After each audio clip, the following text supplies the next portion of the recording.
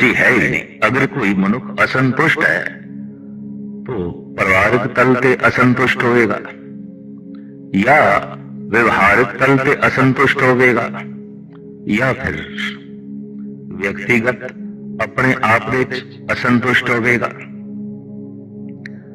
परिवारिक असंतुष्टि ये व्यापक है, क्योंकि मनुष्य ये सोचता है जैसे मेरे बच्चे होने चाहिए सन वैसे नहीं है, जैसे मेरे माँ बाप होने चाहिए सन वैसे नहीं है, जैसे मेरी पत्नी होनी चाहिए सी या पति होना चाहिए सी वैसे नहीं है। इस तरह का मनुष्य जो परिवारक तल पे असंतुष्ट है हर वक्त अपनी बेचैनियां उलझिया रहेगा, हर वक्त परेशानी का बोझ ਉਹਦੇ दिल दिमाग के उपर होगा क्योंकि असंतुष्ट है। और ये परिवारिक असंतुष्टि कलेश का बायस बनती है। गृह कलेश ते घर का कलेश, घर का दुख कितना वड्डा है। गुरु अर्जन देव जी महाराज ने संस्कृति श्लोक विच इसका जिक्र किया। गिरंत गिर पतत पातालम जलंत दे दीप बैसांतरे बहंत अथा तोयं तोयंगं दुखंत ग्रह चिंता जन्मंत मरणं। कोई मनुष्य बहुत उच्ची बुलंदियां तो गिर रहा हो, हिमालय की चोटी तो गिरंत गिर पदत पाताल खड़ विच गिर रहा हो, पाताल विच गिर रहा हो, पहाड़ की चोटी तो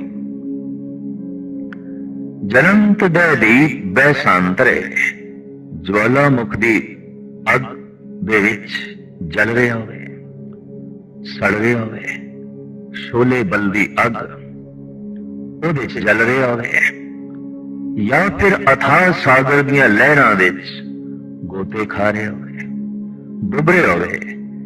इतना वड्डा ये जो कष्ट है, दुख है, महाराज कहने दुखंत ग्रह चिंता जन्मंत मरण। इन्हां सारे दुखों नालों भी घरेलू कलेश जिहड़ा है ये ज्यादा दुखदाई है। घर की जिहड़ी चिंता है ये ज्यादा दुखदाई है। क्यों कि ये जन्म ते मरण का कारण बनती है। बार बार जमा की मार का यह कारण बनती है।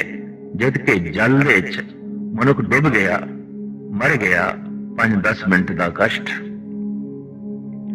अग विच सड़ गया, 10-20 मिनट की तकलीफ, पहाड़ की बुलंद चोटी तो थले गिरे है, हड्डियां चूर चूर हो गई ने, तड़पे है आधा घंटा घंटा, बस इन्नी तकलीफ।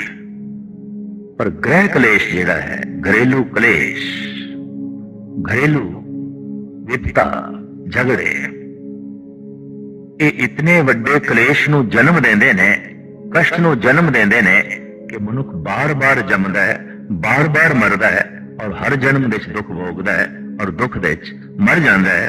दुख दी यात्रा बहुत लंबी हो जाती है उस मनुख की जो घरेलू कलेश विच जी रहा है। ते घरेलू कलेश विच कौन है? जो असंतुष्ट है। इस तरह के मनुख नूं कहंदे ने परिवारिक तौर ते असंतुष्ट। सारी दुनिया विच ये असंतुष्टि व्यापक है। कोई अपनी मां तो असंतुष्ट, कोई अपने पिता तो, कोई अपने बच्चियां तो असंतुष्ट, कोई अपनी पत्नी तो, कोई अपने पति तो, कोई भिरावां तो असंतुष्ट है, तो कोई मित्रां दोस्तां तो असंतुष्ट है। कहंदा जैसे मेरे दोस्त होने चाहिए सन वैसे नहीं ने, जैसा मेरा भरा होना चाहिए सी वैसा नहीं है, जैसियां मेरियां भैणां होनियां चाहिए सन वैसियां नहीं ने, और जैसी मैनू पत्नी चाहिए सी वैसे नहीं है, जैसा पति होना चाहिए सी वैसा नहीं है। इसनों कहने ने परिवारक असंतुष्टि। जो परिवारक तल पे असंतुष्ट है अपनियां असंतुष्टियां उलझिया रहेगा, फसिया रहेगा और रोज रोज ये असंतुष्टि अपना वजन ਵਧਾਏਗੀ, अपना भार ਵਧਾਏਗੀ और मनुख इसे बोझ के थले दब के रह जाएगा, फंस के रह जाएगा। परिवारिक असंतुष्टि तो बाद दूसरी असंतुष्टि है व्यवहारिक असंतुष्टि। जैसी मेरी प्रारब्ध है, जैसी मेरी उपजीविका है, जैसी मेरी आमदन है, मैं इस तो संतुष्ट नहीं। इसनों कहते ने व्यवहारिक असंतुष्टि। परिवारिक असंतुष्टि, व्यवहारिक असंतुष्टि, ये दो असंतुष्टियां इतनियां प्रबल ने कि ऐसा असंतुष्ट मनुख हर वक्त उलझन दे होगा, हर वक्त कल्पनावां दा ताना पेटा बुनदा रहेगा, हर वक्त तनाव अपने सिर ते रखेगा और अपना जीवन गवाई जाएगा। ये दो असंतुष्टियां व्यापक तौर ते संसार विच मौजूद ने और इन्हां दो असंतुष्टियां दा नाम है परिवारिक असंतुष्टि, व्यवहारिक असंतुष्टि। एक तीसरी असंतुष्टि है जिसनों कहंदे ने व्यक्तिगत असंतुष्टि। ये परमार्थिक है, ये धार्मिक है। व्यक्तिगत असंतुष्टि, जो व्यक्तिगत तल ते असंतुष्ट है, इस तरह के बंदे नूं भगत कहंदे ने, साधक कहंदे ने। ये परिवारक तल ते संतुष्ट है, कहंदा जैसा मेरा परिवार है ठीक है, जैसे मां बाप ने ठीक ने, जैसे बहन ते भरा ने बिल्कुल ठीक ने, जैसी पत्नी है, जैसा पति है, ये तो ठीक ने, और जैसी मेरी प्रारब्ध है ये भी ठीक है, पर जैसा मैं हां मैं ठीक नहीं। ये अपने आप दे असंतुष्ट होता है, कहता है हे प्रभु बाकी ते सब कुछ ठीक है, मेरा परिवार ठीक, मेरी उपजीविका भी ठीक, प्रारब्ध भी ठीक, पर की करा हे प्रभु मैं ठीक नहीं। तो ये तीन तरह दियां असंतुष्टियां ने, परिवारिक असंतुष्टि, व्यवहारिक असंतुष्टि, व्यक्तिगत असंतुष्टि। अक्सर देखा गया है कि दो ही असंतुष्टियां विच सारा संसार घूम रहा है, परिवारिक असंतुष्टि और व्यवहारिक असंतुष्टि। घर घर विच कलेश है परिवारिक असंतुष्टि करके, और कलेश तो पैदा हुई पीड़ा जन्म ते मरण का कारण बनती है। ते कलेश पैदा होता इत्थों, पुत्र मां बाप तो संतुष्ट नहीं और मां बाप बच्चियां तो संतुष्ट नहीं, पति पत्नी तो संतुष्ट नहीं और पत्नी पति ते संतुष्ट नहीं। सारी दुनिया दियां अदालतां तलाक दे मुकदमियां नाल भरियां पईयां ने। कारण किधरे पति संतुष्ट नहीं है, किधरे पत्नी संतुष्ट नहीं है। असंतुष्टि कलेश को जन्म देती है। सारी दुनिया दियां अदालतां विच भरावां दे मुकदमे, भाई भाई दे मुकदमे, एक भरा दूसरे भरा ते संतुष्ट नहीं है। इसनूं कहंदे ने परिवारक असंतुष्टि, और इहदे नाल परिवार नरक बन जाता है। इस तरह के बंदे नूं होर दोजख दे जाण दी लोड़ नहीं, उसका परिवार ही दोजख है। जो परिवारक तल ते असंतुष्ट है।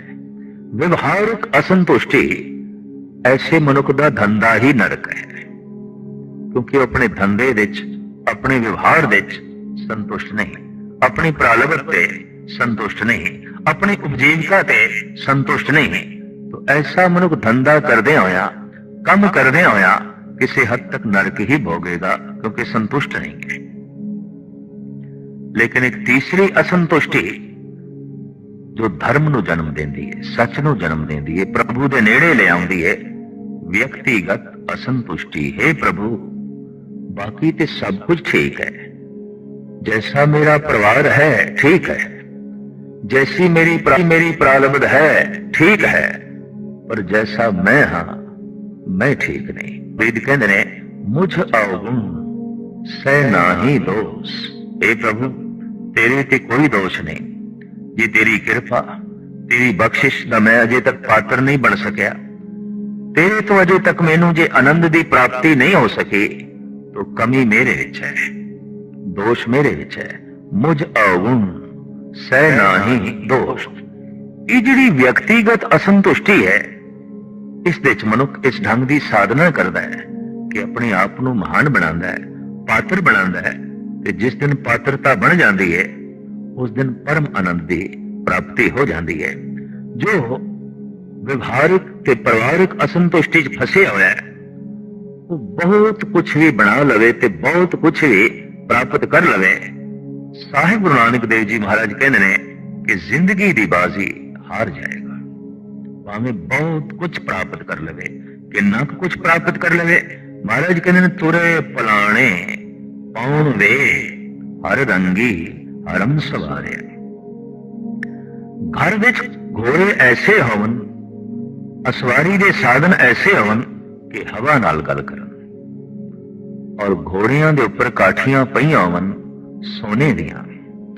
हर तरह दे रस ते रंग दे नाल हरमा नूं सवार लिया जाए।